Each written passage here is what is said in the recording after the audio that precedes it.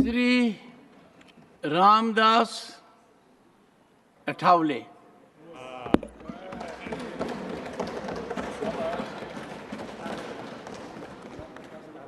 Very briefly.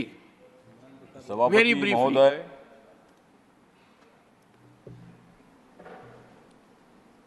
माननीय मोदी जी ने दिया है 80 करोड़ गरीबों को रेशन। माननीय मोदी जी ने दिया है 80 करोड़ गरीबों को रेशन, इसलिए माननीय राष्ट्रपति जी का बहुत ही अच्छा था अभिभाषण। मोदी जी कर रहे हैं मजबूत नेशन,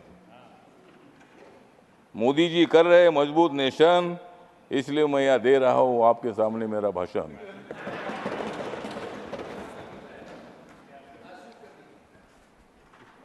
नरेंद्र मोदी जी प्रधानमंत्री बने हैं तीसरी बार, क्योंकि कांग्रेस और इंडिया आघाड़ी की हो गई है हार। मोदी जी प्रधानमंत्री बनेंगे बार बार बार, और कांग्रेस की हो जाएगी हार हार हार। संविधान बदलेगा ये प्रचार झूठा था, संविधान बदलेगा ये प्रचार झूठा था, क्योंकि कांग्रेस ने सारा देश लूटा था।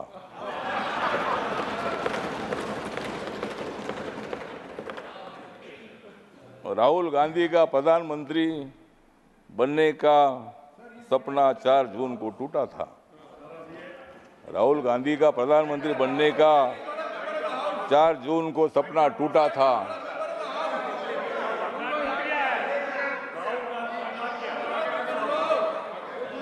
और मोदी जी के खिलाफ वन सेकेंड इंडिया आघाड़ी का प्रचार झूठा था। एक सेकेंड। यही है कि जो व्यक्ति दूसरे सदन का सदस्य हो उसके बारे में कोई आक्षेप नहीं लगाया जा सकता, और उसका आक्षेप नहीं लगाया सकता, उसकी चर्चा नहीं हो सकती, क्योंकि वो अपनी बात की सफाई देने के लिए यहाँ पे मौजूद नहीं है। तो मेरा विनम्र निवेदन है कि नाम चूंकि राहुल गांधी जी का लिया है तो उसे कार्रवाई से निकालें। Honourable minister, please avoid, please take your seat. Yes, हाँ बोलिए सर। हाँ तो सर जी, मैंने इतना ही बोला था कि सपना थोड़ा आदमी का होता है, ऑनरेबल मिनिस्टर चाहिए, सपने में जीना ही अपना काम ही है। ऑनरेबल मिनिस्टर, और इसीलिए मतलब हम इतना ही बताना चाहते हैं कि संविधान के संबंध में बहुत बड़ा ब्लैकमेल करने का काम किया था, जनता में फूट पैदा करने का काम किया था। जिन लोगों को जेल में डाला था ये सब लोग एक साथ आए थे। हमारे संजय जी है, संजय जी, हमने आपको जेल में नहीं डाला था, नहीं हमने नहीं डाला था, ईडी ने डाला था। आपके बारे में आदर है। अन्ना हजारे जी हमारे महाराष्ट्र से आते हैं, अन्ना हजारे साहब के साथ मेरे संबंध बहुत अच्छे हैं। अरविंद केजरीवाल जी उनके आंदोलन से आगे आए हैं और भ्रष्टाचार के खिलाफ आपने आवाज उठाई है। आम आदमी पार्टी है, आप पार्टी है, आपने काम अच्छा किया था, लेकिन थोड़ी गड़बड़ हो गई, इसीलिए ऐसा हो गया। अब तो इसीलिए ठीक बात है। तो इसीलिए हमारा कहना इतना ही है कि संविधान के बारे में बाबा साहब अम्बेडकर जी ने संविधान लिखा है। जिस बाबा साहब अम्बेडकर जी ने संविधान लिखा, आज बाबा साहब का नाम लिया जाता है, संविधान का किताब दिखाया जाता है। लेकिन मैं इतना बताना चाहता हूं, ये कांग्रेस पार्टी ने बाबा साहब को 2 बार हराया था। 1952 में मुंबई में लौगुलो मतदार संघ से बाबा साहब को हराया था। 1954 में भंडारा जी बाबा साहब को हराया था, और बाबा साहब अम्बेडकर जी को भारत रत्न नहीं दिया था। बाबा साहब का फोटो सेंट्रल हॉल में नहीं लगाया था। और आज बाबा साहब की बात करते हैं, आज आप संविधान दिखाते हैं। संविधान दिखाओ, लेकिन संविधान के जैसा आपको बर्ताव करने की आवश्यकता है, और इसीलिए संविधान कोई बदल नहीं सकता है। नरेंद्र मोदी जी माथा टेकर शपथ लेते हैं। 26 नवंबर 1949 को संविधान का ड्राफ्ट बाबा साहब ने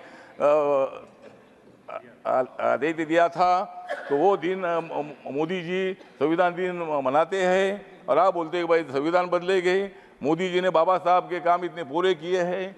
मुंबई में हिंदू मिल की जगह पर 3600 करोड़ की जमीन बाबा साहब के मेमोरियल के लिए दी है, और वहाँ 1200-1300 करोड़ का मेमोरियल बन रहा है। डॉक्टर अंबेडकर फाउंडेशन आपने बनाया था, कांग्रेस पार्टी ने बनाया था, लेकिन वो खाली ऑफिस ही था। मोदी जी आने के बाद वहाँ इतनी बड़ी बिल्डिंग बन गई है। जहाँ बाबा साहब ने संविधान लिखा वो 26 अलीपुर रोड पर इतना सुंदर मेमोरियल बन चुका है। इतने काम करने वाले मोदी जी संविधान कैसा बदल सकते हैं? वो कांग्रेस को बदल सकते हैं लेकिन संविधान नहीं बदल सकते हैं। तो संविधान बदलना इतनी मामूली काम नहीं है और उसमें अमेंडमेंट करना इसका मतलब संविधान बदलना नहीं है। बाबा साहब अंबेडकर जी ने संविधान सभा ने ही अमेंडमेंट करने का अधिकार पार्लियामेंट को दे दिया है। और जब भी मतलब नया कानून बनाना होता है, पुराने कानून में कोई मतलब अमेंडमेंट होती है, वो अधिकार पूरा अपने को होता है। और इसीलिए मुझे लगता है वो संविधान बदलना ऐसा हम नहीं बोलते हैं, लेकिन आप लोग इसी तरह का काम प्रचार कर रहे हैं।